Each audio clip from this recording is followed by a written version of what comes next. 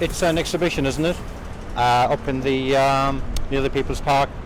It's an exhibition of art, and modern art, I suppose, yeah? Internationally renowned. EVA started out to try to satisfy a desire on the part of artists in this area to have a place where they could show their work and have an audience meet it. And before they started EVA, they had to do all the work in Dublin. So in 1977, they had the first EVA. I just think it's a really good platform for young artists and any emerging artists in the country. It's really good for them. Artists in Limerick hear about EVA every single year. It's coming up. You're told every single year through college that EVA's on. You have to go to it, go see everything, go see all the artists. So it's common sense that you go to it next year. It's something that you're always aware of, and it's an event that comes up every year. And if you're in Limerick, you're going to know it's on and going to go and see it and hope one day to see your own work in it.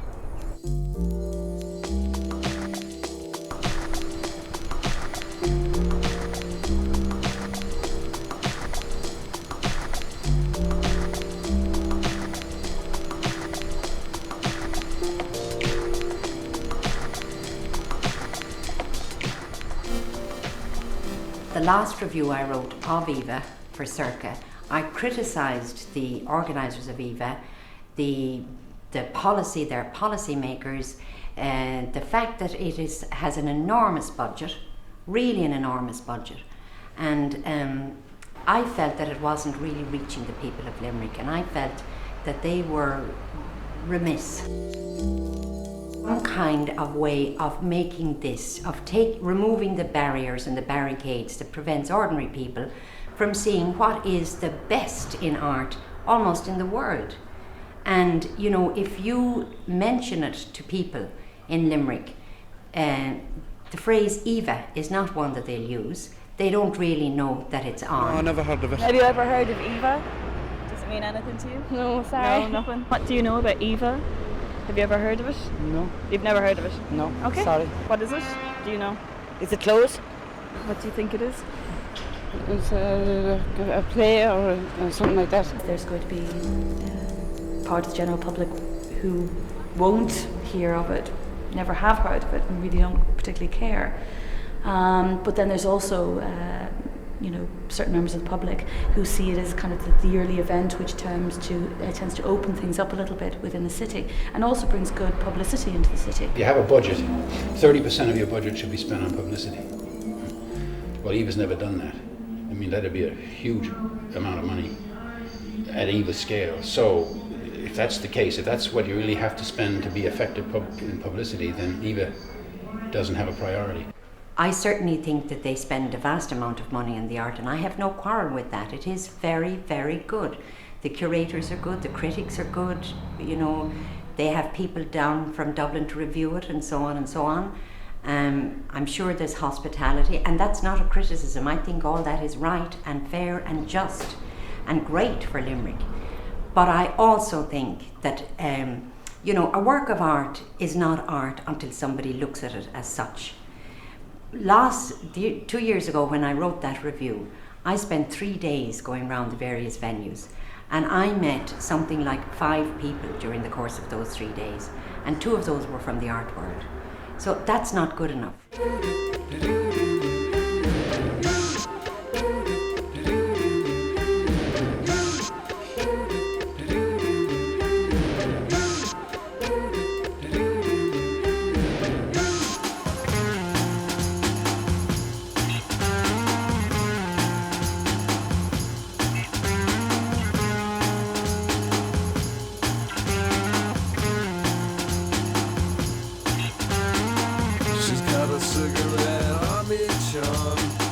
She's got the lily white cavity crazes. She's got a carburetor tied to the moon. Pink eyes looking to the fruit of the ages. She's alone in the new pollution. She's alone. has always kind of been something you hear about in college and something you go to see every year when it arrives, and it's a long event and it's an event that's around the city, so basically everyone talks about EVA when it arrives and talks about it for the continuation of the exhibition as well, so it's something that you always kind of really hope that one day you'd manage to get a piece into. They were influenced by a holiday away during the summer. Photographs basically that I'd taken on holiday, just quickly took a few films of photographs just of random sunbathers on the beaches over in Portugal. I use glass, aluminium and markers, and I use those materials really because they're very contemporary materials. My idea is basically on death, on life after death, and taking other people's ideas and sort of transferring them onto my own and changing them around, altering them how do I see them, and sort of ridiculing some just to back up my own, but then admitting that I don't really know what I'm talking about either. So just a strong sense of contradiction and religious undertones. I use screen printing, lithography, monoprinting, computer prints, handwriting, and basic drawings on top of other prints. Sort of displaying lithography, it's large stones that you use a greasy ink to write on the large stones, to do your drawings or whatever image onto the large stone, and you treat it with acids, and then you can print off of that. It's an exhibition that you know is coming up and it's one you want to get involved in, so I started back full-time into the art last August, was working towards it, had pieces that I thought were of a standard that could be selected. It's actually the point where the buildings are torn down and what's left is basically the wall surface of the adjoining building where you've got the fireplaces still hanging on, bits of doors hanging off, wallpapers. The imagery is quite interesting to work from, even from just drawing, but it's got a metaphor I haven't actually worked out yet, so there's something kind of tragic and there's something quite beautiful about it. It's a very much a premium show, and people want to get involved in it, so a lot of local artists get involved as well and apply for it, so every year there's always a good few people from Limerick take part in the show, and Limerick is a great spot for the history as well, tremendous architecture as well that existed here. Perhaps it's not as dominant as what it should be now at the moment. There used to be a hanging gardens in Limerick City, in the city centre, so it's an engraving of these hanging gardens which are long gone, put back into the place where they once were. Yeah, essentially it's just an image pixelated to break up the body. When things are cloned, they'll deteriorate because they don't really know what makes us all tick, and so this is just sort of elaborating on it, and that they're not all going to be perfect, and so one a day I take down. Down in City Hall, a number of artists like Melanie O'Rourke, Amy O'Riordan, have quite interesting work in that area, and I think very accessible work as well. The Banana Republic paintings down in Civic Centre, I really thought they were fabulous. Great figurative pieces, really strong images, and they said an awful lot. Eamon O'Kane's piece in that little room. Fun in the execution of that piece of work. Across the way, the pencil drawing on the wall covered over the tape. Certainly the neon piece in the City Gallery. Again, I have to say the neon piece.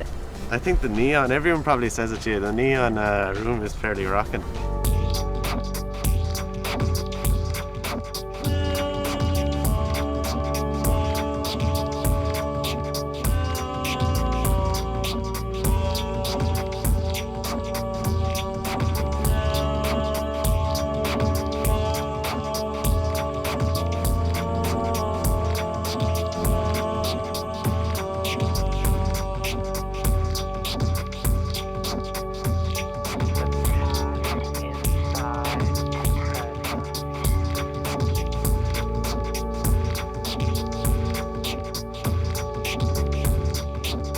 I wonder how much say the people, the travellers, the commuters had in what was put at the station. Oh, but they're supposed to get lost. The artists know that. That's why they want to leave these temples, if you want to say, of fine art, these museums and all, precisely because they want to, in a sense, disappear in the crowd. It's a great idea because most people get intimidated by going to art galleries, so you can go and you can check out what's happening on the street without ever having to enter an area that's so sacred towards the presentation of art. Like, so it's a promising idea. But there's always a risk that you take with pieces of art that are placed in very public situations. There's been, a couple of interesting stories, but likewise some pieces have been extremely successful in terms of, public response.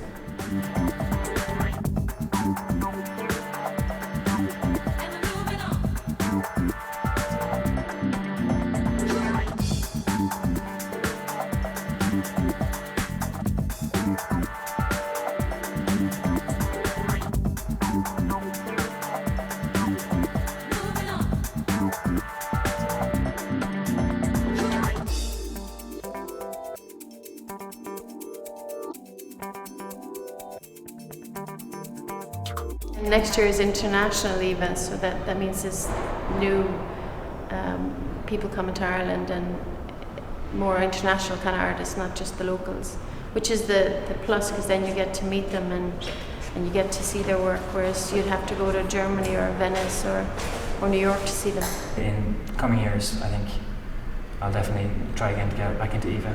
In lieu of the goodwill that comes from people of this community, from public services, people in small businesses, all wanting to either help out or to allow some of the artwork to be on their premises. Certainly I see it as having a long future in Limerick. I think that they do an excellent job.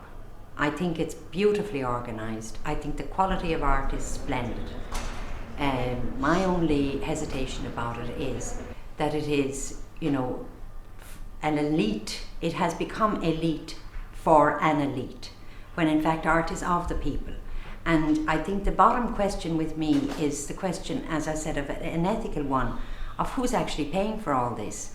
And it's the taxpayer. What's the taxpayer getting out of it? It can go in lots of different directions. It depends upon the people who cooperate in making it happen.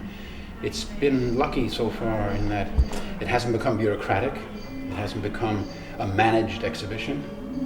It's not mechanical in the way it happens. It's based upon people cooperating with each other, based upon a kind of friendly way in which the curator and the artists work together in the city. And that's all personal. Now, it could change. It could become less that way, and it could become something that is run, bureaucratically, and that would change the show. If it ever did change, it could disappear.